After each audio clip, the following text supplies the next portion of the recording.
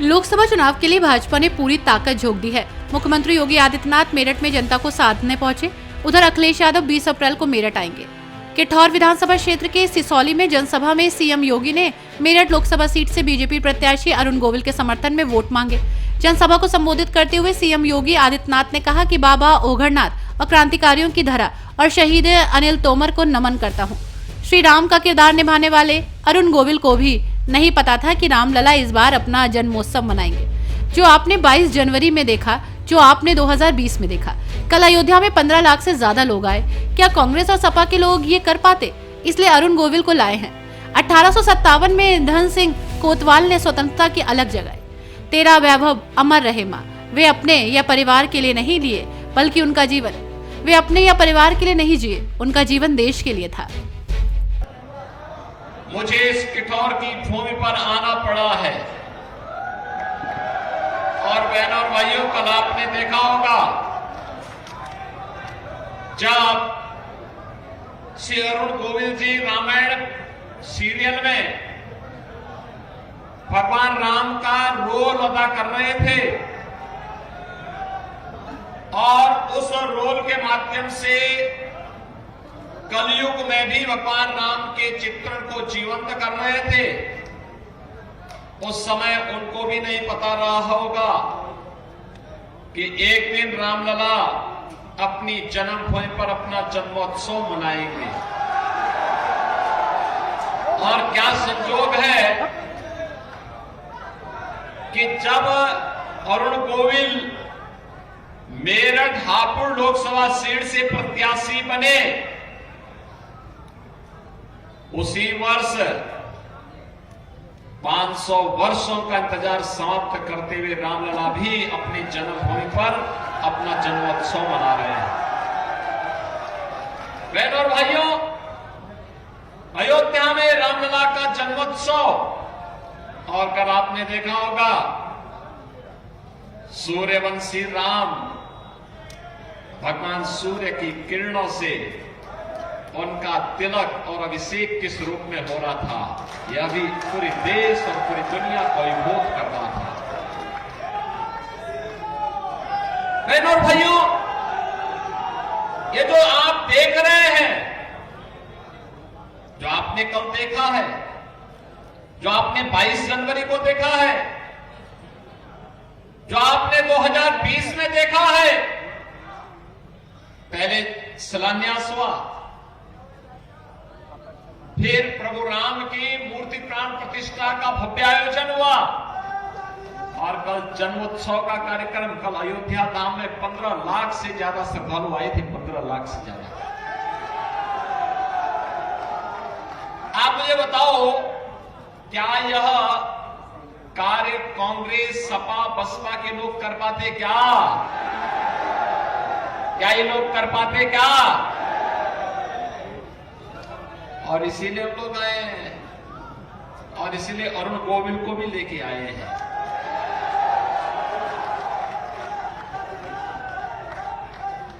देखो, जितना भी ये हो रहा है, 1857 में धन सिंह कोतवाल ने, बहनों और भाइयों, देश की स्वाधीनता के लिए अपनी नौकरी को ठुकरा करके देश के अमर बलिदानियों की श्रेणी में खड़ा होकर के देश की स्वतंत्रता का उद्घोष किया था। उन महापुरुषों का जो सपना था, वह सपना एक ही था कि तेरा वैभव अमर रहे मां, हम दिन 4 रहे न रहे। वे अपने लिए नहीं जिए थे, अपने परिवार के लिए नहीं जिए थे, उनका जीवन देश के लिए था, इस देश के लिए था, देश की स्वाधीनता के लिए था, आने वाली पीढ़ी के उज्जवल भविष्य के लिए था। और इस वर्तमान पीढ़ी का यह सौभाग्य है कि जो सपना इस देश के क्रांतिकारियों ने, अमर बलिदानियों ने देखा था, उस सपने को आज साकार होते हुए हमारी वर्तमान पीढ़ी देख रही है। ये विकसित भारत की जो संकल्पना प्रधानमंत्री मोदी जी ने दी है, ये विकसित भारत दुनिया में सम्मान हो, सीमाएं सुरक्षित हो, आतंकवाद और नक्सलवाद की समस्या का समाधान हो, इंफ्रास्ट्रक्चर वर्ल्ड क्लास हो, एक गढ़ से कठोर होते हुए जो मार्ग इंदौर के लिए आ रहा है 4 लेन का बन रहा है। कोई कल्पना करता था? मेरठ से दिल्ली का 12 लेन का expressway, rapid rail, sports university, 1 district 1 product में यहां के स्पोर्ट्स आइटम को वर्ल्ड में भेजने का कार्य, ग्लोबल बनाने का काम जो हुआ है। और बहनों और भाइयों, आज जो आपके यहां माहौल परिवर्तन देखने को मिल रहा है, ये जो इंफ्रास्ट्रक्चर है, मेरठ में भी हम लोग मेट्रो भी देने जा रहे हैं। ये जितने कार्य हैं, ये 14 के पहले कल्पना थी। और गरीब कल्याणकारी योजनाओं की तो कोई सानी नहीं। आप सोचिए, 1947 में भारत स्वतंत्र हुआ, पाकिस्तान भी स्वतंत्र हुआ। पाकिस्तान के पास संख्या कम गई लेकिन क्षेत्रफल ज्यादा गया। और बहनों और भाइयों, भारत 80 करोड़ लोगों को 4 वर्ष से फ्री में राशन दे रहा है, अगले 5 वर्ष तक जारी रहेगा। और पाकिस्तान, भारत की आबादी है 140 करोड़, 80 करोड़ लोग फ्री में राशन प्राप्त कर रहे हैं। और पाकिस्तान की आबादी है 22 करोड़ और लोगों भूखों मर रहे हैं, भूखों मर रहे हैं वहां। भारत का विभाजन करके पाकिस्तान बना, भारत का समृद्ध क्षेत्र और ज्यादा भूमि भी गई, लेकिन वहां भूखों मर रहे हैं। और भारत की सरकार अपने 80 करोड़ लोगों को फ्री में राशन की सुविधा का लाभ दे रही है। जितना पाकिस्तान की आबादी नहीं, उससे ज्यादा लोगों को पिछले 10 वर्ष में गरीबी रेखा से ऊपर करने में मदद मिली है भारत के अंदर। बहनों और भाइयों, 60 करोड़ गरीबों को फ्री में 5 लाख रुपए की स्वास्थ्य बीमा का कवर। और हमने तो उत्तर प्रदेश में भी किया कि आयुष्मान कार्ड किसी का अगर नहीं बना है, हमारा विधायक या सांसद या स्वयं पीड़ित व्यक्ति एक एप्लीकेशन भी भेज देता है ना कि मैं बीमार हूं, मेरे परिवार में फलाना बीमार है, मेरी स्थिति नहीं कि मैं उपचार करा सकूं। हम लोग जिन 50 करोड़ लोगों का जनधन अकाउंट प्रधानमंत्री मोदी जी ने खुलवाया है, उस अकाउंट में सीधे पैसा भेजने का काम कर देते उन लोगों के पास। बहनों और भाइयों, 50 करोड़ लोगों के लिए जनधन अकाउंट, 12 करोड़ गरीबों के लिए, 12 करोड़ किसानों के लिए प्रधानमंत्री किसान सम्मान निधि का लाभ, 12 करोड़ गरीबों के घर में शौचालय का लाभ, 10 करोड़ गरीबों को उज्ज्वला योजना का फ्री में सिलेंडर, 4 करोड़ गरीबों के फ्री में मकान, सिर ढकने के लिए एक प्रधानमंत्री आवास योजना का मिल जाना, 2.5 करोड़ गरीबों के घर में फ्री में बिजली का कनेक्शन मिल जाना। ऐसी ढेर सारी योजनाओं का लाभ भी प्रधानमंत्री मोदी जी के नेतृत्व में भारत के प्रत्येक नागरिक को उपलब्ध कराया गया। और बहनों भाइयों, ये जितना परिवर्तन हुआ है, चाहे वह सम्मान बढ़ा हो, सुरक्षा बढ़ा हो, आपकी आस्था का सम्मान हुआ हो, विकास के बड़े बड़े कार्य हुए हैं, ये सभी कार्य हुए हैं देश के यशस्वी प्रधानमंत्री नरेंद्र मोदी जी के नेतृत्व में। बहनों और भाइयों, मैं इसीलिए आपसे कहने के लिए आया हूं, क्या कश्मीर में धारा 370 कांग्रेस, सपा या बसपा के लोग हटा पाते क्या? और ये धारा 370 ही नहीं हटती तो आतंकवाद भी समाप्त नहीं होता। क्या 3 तलाक की कुप्रथा को सपा, बसपा और कांग्रेस के लोग समाप्त कर पाते क्या? अगर नारी सशक्तिकरण का कार्य किसी ने किया है तो भारतीय जनता पार्टी ने किया है, मोदी जी ने किया है।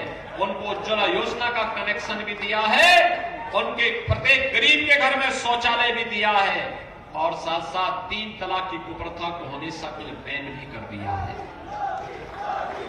अयोध्या में राम मंदिर का निर्माण क्या ये सपा बसपा कांग्रेस के लोग कर पाते क्या? बहनों और भाइयों, 2017 के पहले इस क्षेत्र में हर दूसरे तीसरे दिन दंगा होता था, कर्फ्यू लगता था। आज देखो कर्फ्यू नहीं है, आज तो कावड़ यात्रा तेरे धूम धड़ाके के साथ निकल रही है ना। कोई रोक रहा है क्या? कोई रोक रहा है क्या? आज व्यापारी भी सुरक्षित है और बेटी भी सुरक्षित है, आस्था का भी सम्मान है। ये सभी कार्य जो हो पा रहे हैं, कैसे हो रहे हैं मालूम है ना? क्योंकि भारतीय जनता पार्टी की सरकार है और मोदी जी देश के प्रधानमंत्री हैं। और इसीलिए हम सब आपसे कहने के लिए आए हैं, हम लोग इसीलिए आए हैं कि भारतीय जनता पार्टी की सरकार आपकी आस्था का भी सम्मान करती है, नौजवान की आजीविका की व्यवस्था भी करती है, किसानों को भी सम्मान देती है, महिलाओं को भी सुरक्षा देती है, व्यापारियों की खुशहाली के माध्यम से विकास के मार्ग को प्रशस्त करती है, और विकास और विरासत की अद्भुत श्रृंखला को आगे बढ़ाने के लिए लोकसभा चुनाव 2024 में भारतीय जनता पार्टी ने श्री अरुण गोविल जी को अपना प्रत्याशी बना करके मेरठ हापुड़ लोकसभा क्षेत्र में भेजा है। बहनों और भाइयों, मोदी जी ने देश को कहा है कि हमें देश को विकसित भारत बनाना है। विकसित भारत के लिए आत्मनिर्भर भारत चाहिए। आत्मनिर्भर भारत के लिए आत्मनिर्भर उत्तर प्रदेश और आत्मनिर्भर मेरठ चाहिए।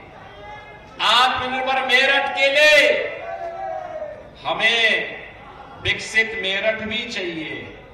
और ये जितना भी कार्य हुआ है, 12 लेन का highway, rapid rail, sports university, आप याद करिए पारुल चौधरी यही की बेटी है ना, अभी उसने गोल्ड मेडल जीता था चीन में। चीन के खिलाड़ी को चीन की धरती पे पछाड़ करके, और हमने सीधे उसको डिप्टी एसपी की नौकरी दी है। सीधे डिप्टी एसपी की। बहनों और भाइयों, ये स्पोर्ट्स यूनिवर्सिटी सीधे जो पढ़ाई लिखाई करके आगे बढ़ेंगे कंपटीशन में, उनके लिए तो नौकरी है ही, लेकिन जो खेल कूद में भी आगे बढ़ेंगे उनके लिए यूनिवर्सिटी होगी, और फिर नेशनल और इंटरनेशनल गेम्स में उनके लिए नौकरी उनका इंतजार कर रही होगी। बहनों और भाइयों, 1 डिस्ट्रिक्ट 1 प्रोडक्ट के माध्यम से स्थानीय हस्तशिल्पी और कारीगरों का सम्मान भी है, व्यापारियों को आगे बढ़ने का अवसर भी है, और लोकल प्रोडक्ट को ग्लोबल बनाने का एक अभियान भी है। दुनिया में मेरठ का स्पोर्ट्स का आइटम छा रहा है आज, और इसीलिए अरुण गोविल को हम लेकर के आए हैं। वो मेरठ के सांसद होंगे तो फ्री में यहां का विज्ञापन करके आपको एक नई पहचान दिला देंगे। नहीं तो करोड़ों रुपया विज्ञापन में खर्च होता है। बहनों और भाइयों, मुझे बहुत अच्छा लगा विजयपाल तोमर जी भी और राजेंद्र अग्रवाल जी भी इस सभा में हैं। विजयपाल तोमर जी तो संगठन के कार्य से उड़ीसा में थे। उड़ीसा में सीधे कल शाम को ही वे आए हैं, और यहां पर रह करके आज वह अरुण गोविल के समर्थन में अपने गांव में यहां पर आप सबका आह्वान करने के लिए आए हैं। राजेंद्र अग्रवाल जी और मैं दोनों लोग तो बहुत दिनों तक सांसद थे। लगातार वे मेहनत करते थे, काम करते थे, विकास के लिए लगे रहते थे, लगातार काम करते थे, और आज उनका भी सानिध्य श्री अरुण गोविल जी को प्राप्त हो रहा है। और इसीलिए आज हम सब आपके पास आए हैं आपसे कहने के लिए, बहनों और भाइयों, हमें विकसित भारत चाहिए। न केवल हम बल्कि आने वाली पीढ़ी उसका लाभ प्राप्त कर सके। और देश के बारे में वही सोचेगा जिसके लिए देश प्राथमिकता हो, नेशन फर्स्ट। और इसीलिए हम कहते हैं चुनाव नेशन फर्स्ट और फैमिली फर्स्ट के बीच में है। जिन लोगों के लिए परिवार महत्वपूर्ण है, बहनों और भाइयों, वे लोग इस चुनाव में सपा बसपा कांग्रेस की बात कर रहे होंगे, लेकिन जिनके लिए राष्ट्र प्रथम है, नेशन फर्स्ट है, वे भारतीय जनता पार्टी के प्रत्याशी का समर्थन करते हुए पूरी मजबूती के साथ काम कर रहे हैं। और इसलिए पूरे देश के अंदर एक आवाज है कि फिर एक बार, अब की बार। और बहनों और भाइयों, जिसने कल भगवान सूर्य तिलक देखा होगा, वे सबके मुंह से एक शब्द जरूर निकलना होगा कि जो राम को लाए हैं, सब सहमत है ना? सब सहमत है ना? सभी लोग सहमत हैं। और यहां पे तो भगवान राम के रोल को जीवंत करने वाले स्वयं श्री अरुण गोविल आपके प्रत्याशी बनकर के आए हैं। अरुण गोविल बनकर के घर घर जाएंगे, घर घर जाकर के 26 अप्रैल के लिए कमल चुनाव चिन्ह पर वोट देने के लिए लोगों का आह्वान करेंगे।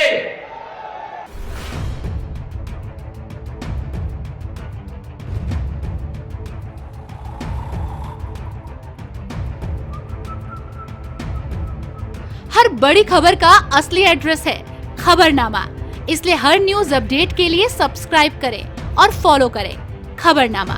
और इस वीडियो के लाइक बटन को प्रेस कर इस वीडियो पर कमेंट के जरिए अपनी राय देना ना भूलें।